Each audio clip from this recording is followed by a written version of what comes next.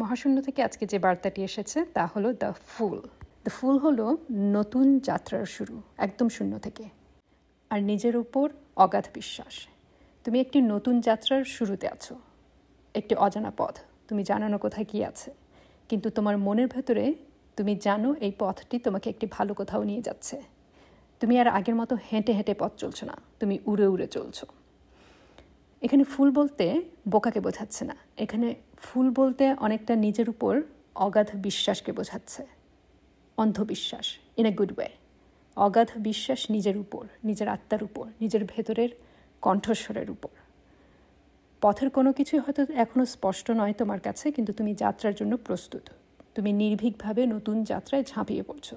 তুমি জানো ঝুঁকি নিচ্ছ, কিন্তু তুমি এও জানো এই পথ তোমাকে নতুন দিগন্তে, নতুন উচ্চতায় নিয়ে যাচ্ছে। তুমি জানো এখনই সময় পুরনো ভয়কে পেছনে ফেলে নিজের আলোয় উড়ে চলার।